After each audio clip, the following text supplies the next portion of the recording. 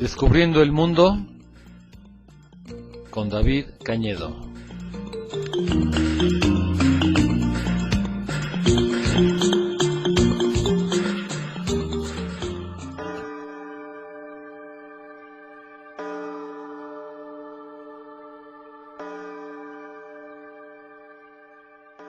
Hola, ¿qué tal? Aquí estamos como todos los miércoles a las 5:30 en este su programa Descubriendo el Mundo. Bueno, pues vamos a seguir descubriendo nuestro mundo porque parece que hay muchísimas cosas por ahí que no tenemos ni la menor idea. Bueno, pues se trata de aprender cada vez un poquito más de este planeta en el que vivimos y de su historia, de su geografía y de muchísimas otras cosas. Miren, en las últimas sesiones hemos estado hablando de la revolución industrial, del mundo a partir de la revolución industrial, y esto es muy importante entenderlo porque realmente ha afectado toda la manera en que vivimos. Esta llamada revolución industrial pues fue literalmente un parteaguas en la manera como se comportan y cómo viven las sociedades. Y pues de 200 años para acá la situación ha ido evolucionando, pero no podemos comprender nuestro mundo actualmente si no entendemos lo que sucedió con esta llamada revolución industrial. Les estaba yo diciendo que lo que hizo posible que sucediera esta revolución fue que se empezó a utilizar una nueva fuente de energía que era el carbón. El carbón, aunque se conoce desde hace mucho tiempo, ya los romanos lo utilizaban para encender algunas linternas o lo que fuera, pero en realidad su uso era muy localizado, muy específico, y fue a partir de la revolución industrial en Inglaterra cuando se empieza a utilizar en gran escala y se inventaron máquinas como la máquina de vapor, que se puede utilizar para las locomotoras y para los barcos de vapor y para los telares de las fábricas, y de repente le encontraron usos para todo. Bueno, pues resulta que empezaron las primeras fábricas. Esas primeras fábricas eran telares, eran de tela. Y resulta que pues la naturaleza de estas máquinas, de las máquinas en general, repito, antes de mediados del siglo XVII no existían máquinas como las conocemos ahorita. Quizás había aparatos mecánicos, por ejemplo en China habían inventado un aparato mecánico que daba la hora del día y algo así, pero en realidad eran curiosidades, pero pues fue en Inglaterra cuando ya se empiezan a hacer máquinas en gran escala. Y la naturaleza de estas máquinas es que ahorran mucho trabajo. Lo que una persona hace en X número de horas, con estas máquinas se hacía en una fracción de ese tiempo. Entonces, cuando se ve que las máquinas sirven para ahorrar trabajo, se ahorra el gasto de los trabajadores. Con una sola máquina a lo mejor equivalía a tener a 10 trabajadores. Entonces, en lugar de tener a 10 trabajadores que hay que pagarles un sueldo o por lo menos darles de comer, pues al contrario se tiene una máquina pues que no tiene que comer, ¿verdad? Necesita un operador esa máquina, pero es una sola persona y nos estamos ahorrando el trabajo de otras 10, más o menos. Entonces resulta que estas máquinas eran una gran ventaja. Entonces, con nuestra llamada civilización industrial, lo que sucede es que se empieza a producir y producir y producir. Estas máquinas podían estar trabajando, si se necesitaba, pues las 24 horas del día. ¿Sí? Se tenían turnos de los operadores, con tener un operador o dos, 8 horas o 10 horas o las que fueran, y después otro turno. El caso es que las máquinas podían estar trabajando continuamente. Entonces, es cuando se ve la naturaleza de este sistema. El sistema lo que quiere es producir y producir y seguir produciendo. Porque mientras más se produzca, pues más son las ganancias, ¿no? Las ganancias para el dueño de la empresa. El dueño de la empresa lo que quiere es hacerse rico. Básicamente, ¿no? Hacerse rico lo más rápido posible. Si se pudiera, de la noche a la mañana. Claro, esto no es posible, pero pues el asunto es que quieren hacerse ricos lo más rápido posible. Entonces, estas máquinas, estas fábricas, estas industrias están produciendo continuamente toda clase de productos. Bueno, pero entonces aquí hay una situación. Cuando se empieza a producir en exceso, imagínense una fábrica que está produciendo telas o ropa o lo que sea, ¿no? O licuadoras o automóviles o lo que uno quiera, que está produciendo continuamente. Entonces ya hay que empezar a preocuparnos también dónde vamos a vender todos esos productos, ¿sí? Anteriormente, en la época feudal, en Europa en la época feudal, eran pequeños talleres de artesanos, que esos talleres pues producían todos los objetos que se necesitaban en la vida diaria, pero su capacidad de producción era limitada, ¿sí? Estos artesanos, por más buenos que fueran o por más que trabajaran, pues era una cantidad limitada de productos que podían hacer cada día, ¿no? Cada semana o cada mes. Por lo general, producían la cantidad de objetos que ellos sabían que se podía vender en los mercados locales, o a veces los podían llevar a otros mercados, pero tenían una capacidad limitada de producción. Y de repente, cuando empieza aquí este asunto de la industria, pues de repente nos encontramos con que hay un exceso de producción. Sí, hay una cantidad enorme de productos que se están esperando vender. Y resulta que los mercados locales pues no pueden absorber esa cantidad de productos. No hay un límite a la cantidad de productos que la gente en un lugar va a comprar. Entonces, lo que sucede aquí es que esas industrias necesitan crear mercados, ¿sí? Crear mercados. Este es un eufemismo que significa que necesitan ver dónde van a vender todos esos productos, ¿ok? Entonces, lo que sucedió fue esto. Allá en Inglaterra, por ejemplo, con los telares, que fueron las primeras industrias, de repente empiezan a producir una enorme cantidad de telas y de ropa que no sabían dónde vender. Entonces, Inglaterra, que era el gran imperio, ya para 1750, Inglaterra era el gran imperio, pues resulta que el imperio tiene que seguir creciendo, ¿sí? El imperio tiene que crecer y crecer. Esa es la naturaleza de un imperio. Un imperio tiene que seguir creciendo. Y más cuando es un imperio industrial como Inglaterra. Cuando empieza toda esta industria, resulta que tiene que seguir creciendo por varios factores. No solo para vender esos productos, para crear esos mercados, sino también para procurarse materias primas. Porque resulta que esas fábricas necesitan materias primas. Las que sean esas materias primas, necesitan algodón, por ejemplo. Esos telares necesitan algodón. ¿De dónde viene ese algodón? Pues de América, ¿sí? Viene de Estados Unidos, del sur de Estados Unidos, todos los estados del sur de Estados Unidos, así como Luisiana, como Alabama, como Carolina, pues se dedican a producir algodón. Y todo ese algodón, la mayor parte de ese algodón, va a dar a las fábricas de Lancaster y de Winchester y de todos esos lados, de Inglaterra, ¿ok? No solo es algodón lo que se necesitan muchas otras cosas, pero el asunto aquí es que Inglaterra, todas sus colonias que tenía en América y en otros lados, pues se dedican a producir materias primas que necesita la industria. Esas materias primas son transformadas en productos terminados que también se necesita vender y colocar en mercados. Entonces, por ejemplo, en algún momento Inglaterra decidió que era un buen negocio y que era posible conquistar India, ¿sí? India es una cultura milenaria donde vivían millones de personas. Pero resulta que a mediados del siglo XVIII, India estaba dividida en toda clase de pequeños reinos y estaban todos peleados unos contra los otros. Y pues Inglaterra se da cuenta de esa situación y la aprovecha y decide que es una buena idea conquistar la totalidad de India. Y se aprovecha de esa debilidad de India que está dividida, y como dicen, divide y vencerás, y pues ahí se va a meter Inglaterra donde nadie la había llamado, y conquista India. Ahora, en India había toda una serie de gente, había todo un montón de gente que se dedicaban a producir telas también.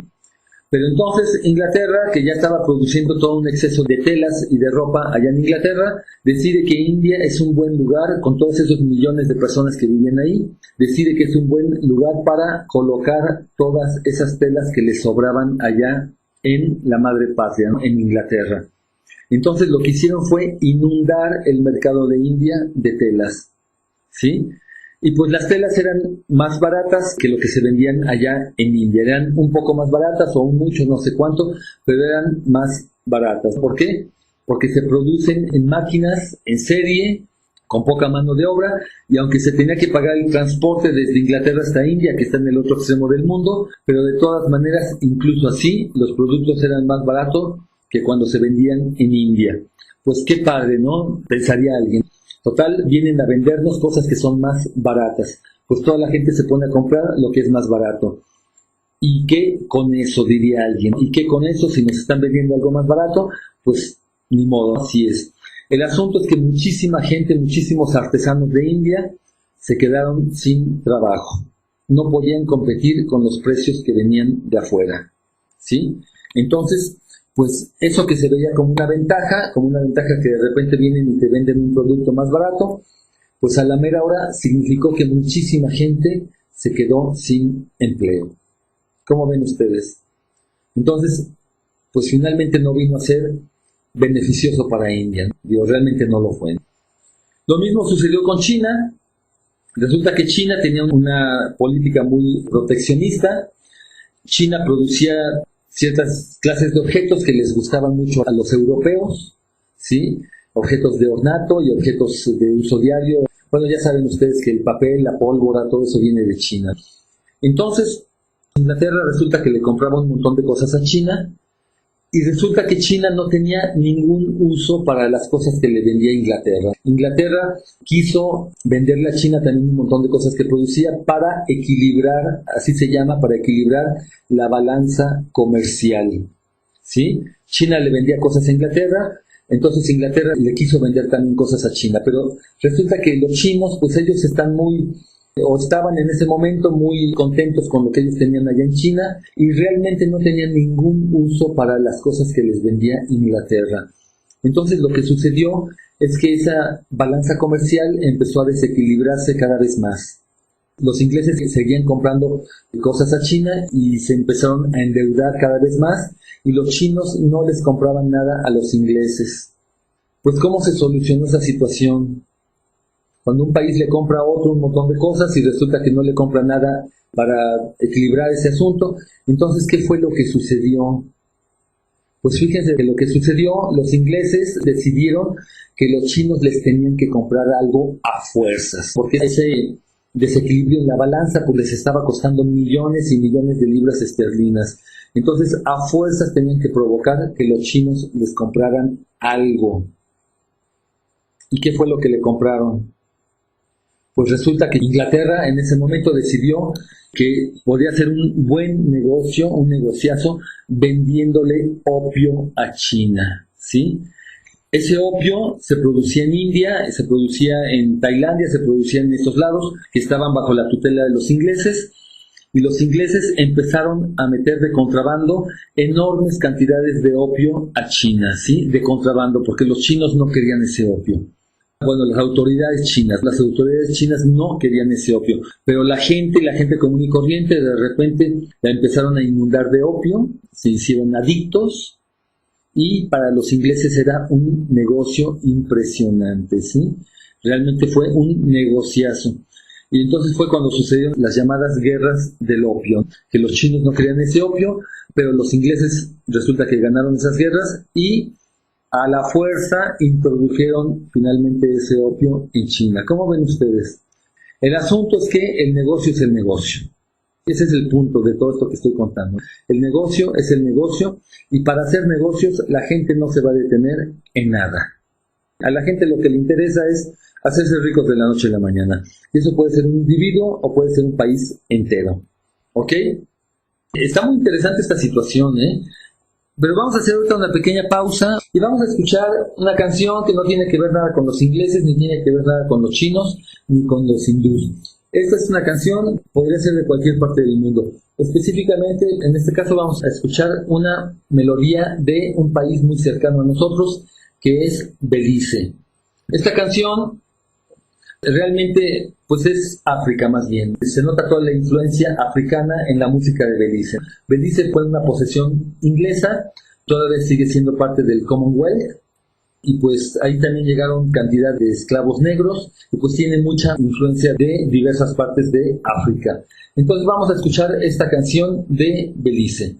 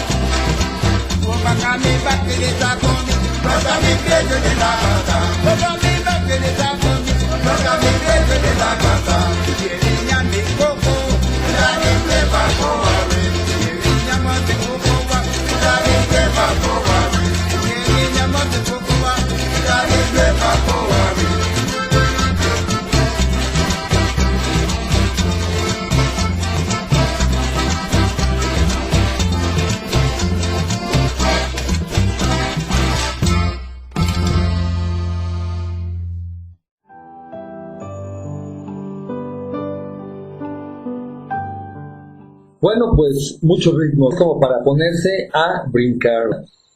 ¿Quién sabe cómo lo bailarán esto allá en Belice? Pero seguramente que se baila. Una música como esta, con tanto ritmo, pues seguramente que la gente lo baila. Bueno, pues miren, resulta que cuando una nación invade otra con toda clase de productos, que muchas veces a la fuerza o por las buenas o por las malas, se hacen toda clase de tratados internacionales, pero hay veces en que un país puede decidir que quiere protegerse contra esa invasión de productos. Un país puede decidir que quiere proteger a su industria local.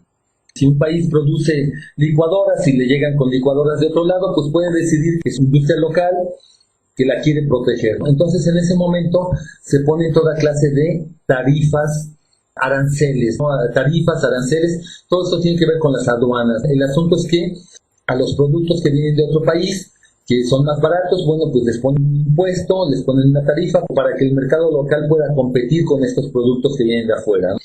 Entonces, pues todos los países hacen esta clase de aranceles, esta clase de tarifas. Pero resulta que los países que producen un montón de objetos, los países industriales, pues quieren a toda costa, de todas maneras, vender sus productos. Entonces ellos lo que tratan es eliminar esas tarifas. Esas tarifas que ponen los países para protegerse, pues no les convienen a estos países que vienen de afuera, a estos otros países que quieren imponer sus productos más baratos. Entonces, lo que tratan de hacer es eliminar esas tarifas. Y esa es la naturaleza, digo, esto es una manera muy simplificada de decirlo, pero en realidad, básicamente, en esto consiste, esta es la naturaleza de los tratados de libre comercio que se han vuelto tan populares últimamente. Hay países que buscan estos tratados de libre comercio para que estos productos puedan entrar a otros países sin necesidad de pagar esas tarifas y esos aranceles. Entonces, de lo que se trata es de que todo lo que produce una industria en un país, podérselo zorrajar a otro país sin necesidad de pagar impuestos, sin necesidad de pagar nada. Y eso fue básicamente lo que sucedió aquí en México en 1994, cuando se firma el Tratado de Libre Comercio. Resulta que a partir de ese momento, digo, esto no sucedió de la noche a la mañana, pero eventualmente pues fuimos invadidos con toda clase de productos. Y ahora nada más voy a mencionar el caso del maíz. Sí, resulta que México es el país originario del maíz, pero actualmente pues resulta que no somos capaces de producir ni siquiera el maíz que consumimos aquí en México. Más o menos las 3/4 partes del maíz que consumimos aquí en México se produce aquí mismo, pero por lo menos el 25% viene de afuera, específicamente de Estados Unidos.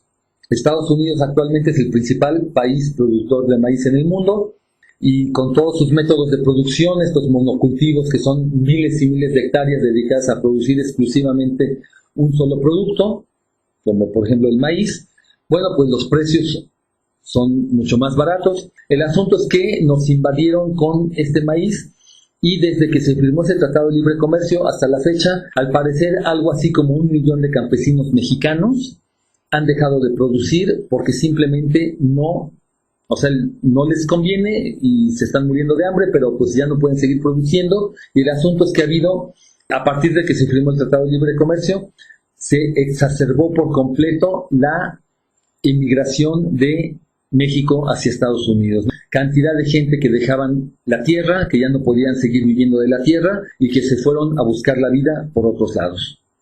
Bueno, este es un ejemplo. Ya en otra ocasión lo mencionaremos con más detenimiento, porque realmente vale la pena mencionar estas cosas. Pero ahorita vamos a seguir hablando de la revolución industrial.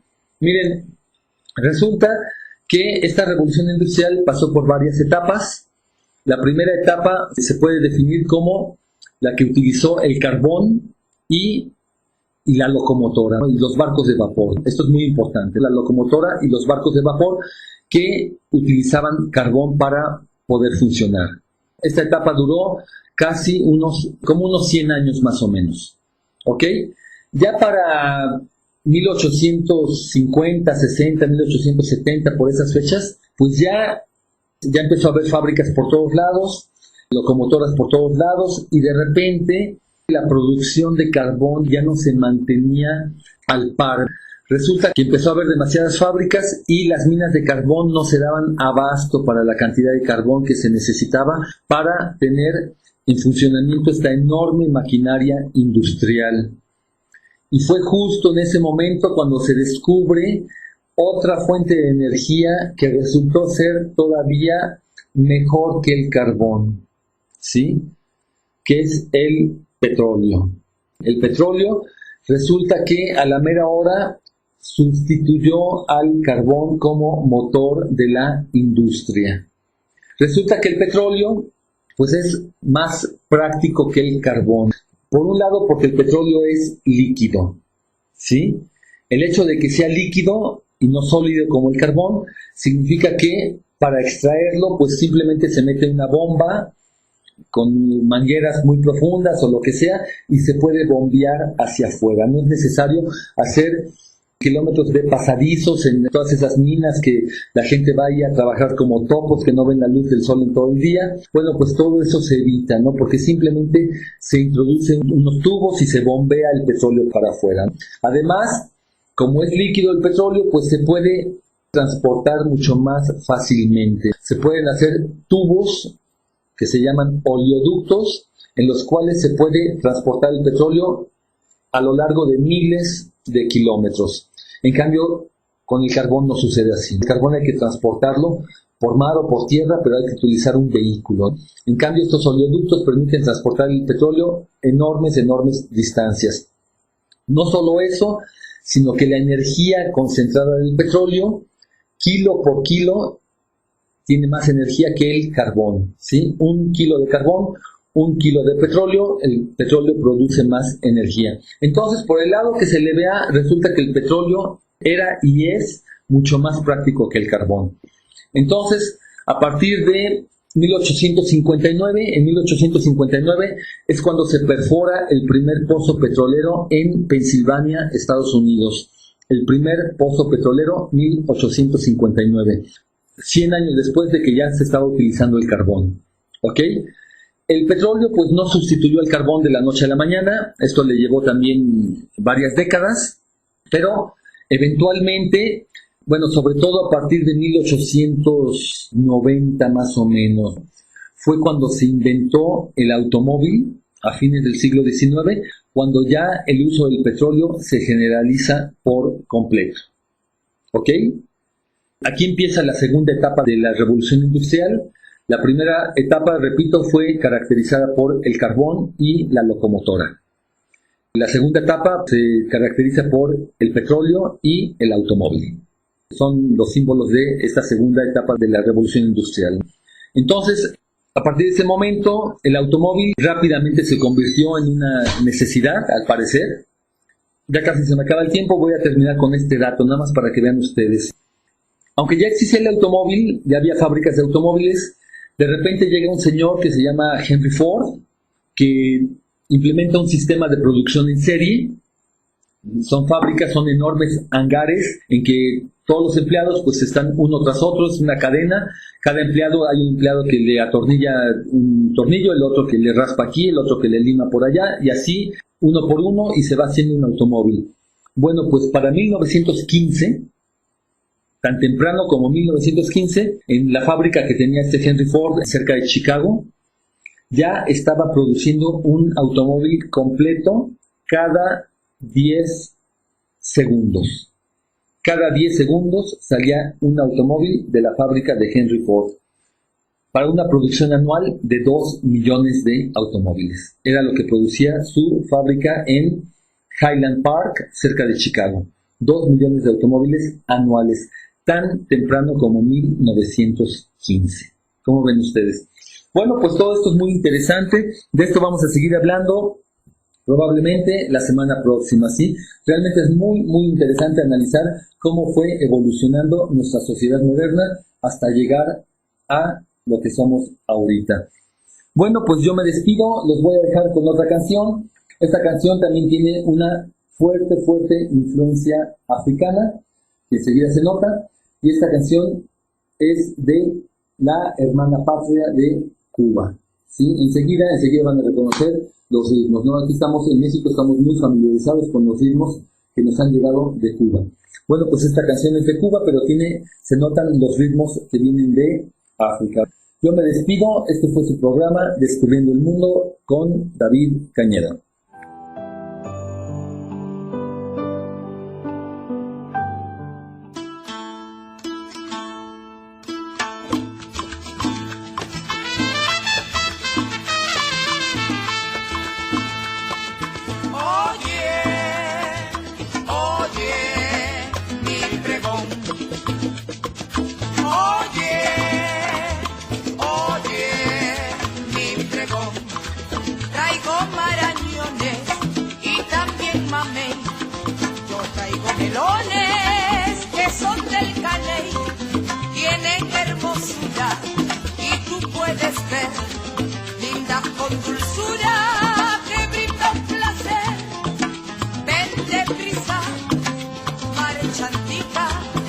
Son de